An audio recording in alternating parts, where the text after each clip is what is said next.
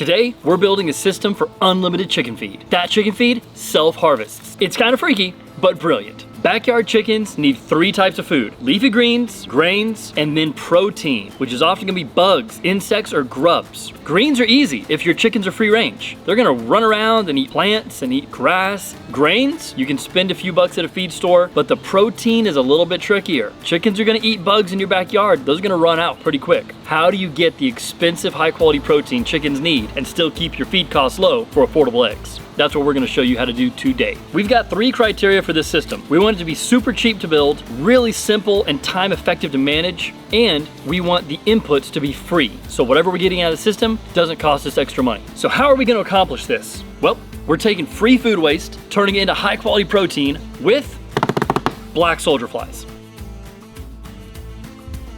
There he goes. That's a black soldier fly adult. Black soldier flies are a wildly incredible little animal. The black soldier fly is native to North America, but now they've spread worldwide. Black soldier flies are on every continent except Antarctica. The black soldier fly is 40% protein and then 30% fat. So it's got excellent ratios of protein and fat for livestock, especially chickens. The black soldier fly looks like a black wasp, but it doesn't sting and it doesn't bite. In fact, it doesn't even have a functioning mouth. The black soldier fly is simply flying around to mate and lay eggs. So the black soldier fly, as an adult, is going to find a food source. They love compost piles. If you've got a compost pile with rotting pasta, fruits, veggies, potato peels, the black soldier fly adult is gonna smell that. Then it's gonna go fly up into the compost pile and look for a few leaves or pieces of cardboard, something dry above the food to lay the eggs on. Those eggs are then gonna hatch and the baby grubs are gonna fall onto the food. That's where those grubs are gonna eat double their weight every day in compost scraps and food.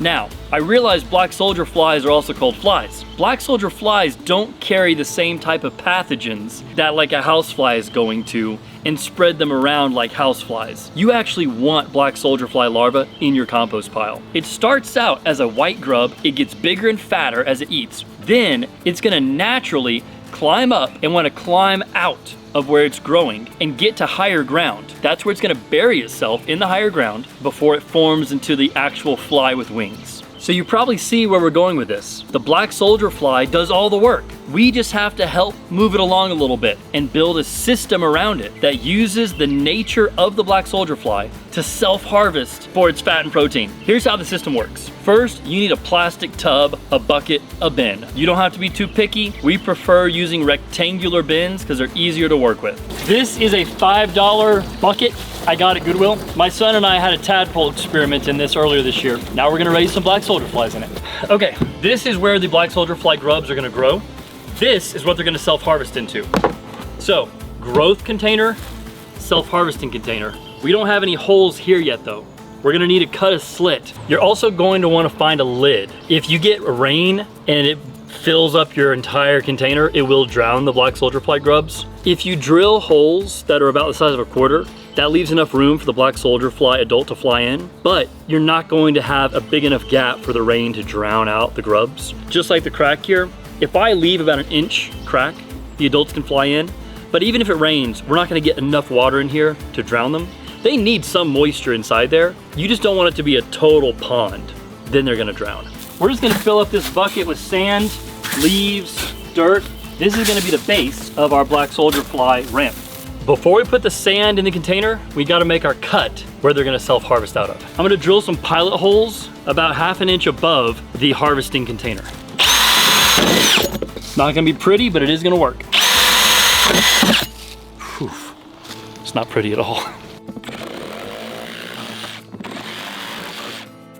Don't overthink this. You could use a razor blade to cut open your little gap. This does not have to be ultra precise engineering. It's just gotta work, and this is gonna work.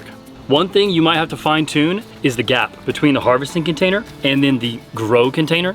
We're gonna put a little brick or a stone underneath of the harvesting container so there's no gap.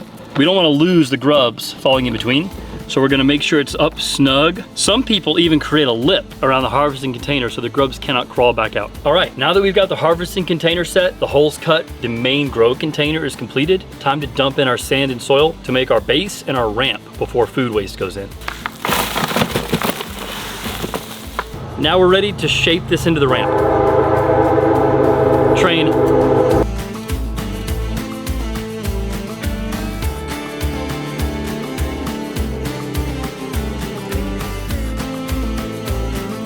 Now that the ramp is constructed, it's time to put the food waste in to begin attracting black soldier flies. Compost bucket from the fridge, kitchen. I like to nibble on compost scraps once in a while. This is filled up after about 3 or 4 days worth of just compost food waste. Tangerines that went bad, sandwich scraps, rotisserie chicken, old grapefruit. This is going to be a black soldier fly mukbang. Whoa. We've got our ramp of sanded soil. We've got our food scraps to attract them and feed them. Now you need leaves or shredded up cardboard to be able to give them a place to lay their eggs. So I'm just gonna toss this in around the food waste.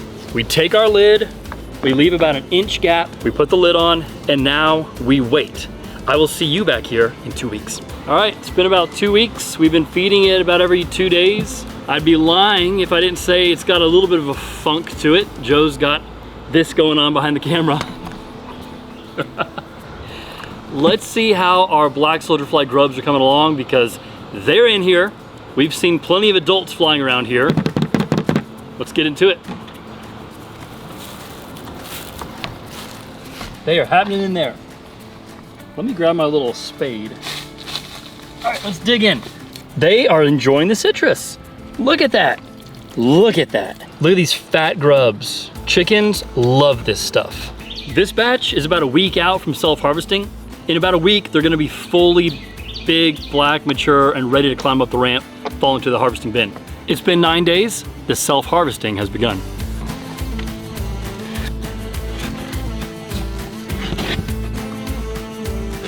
So these guys are fully mature. They're dark now.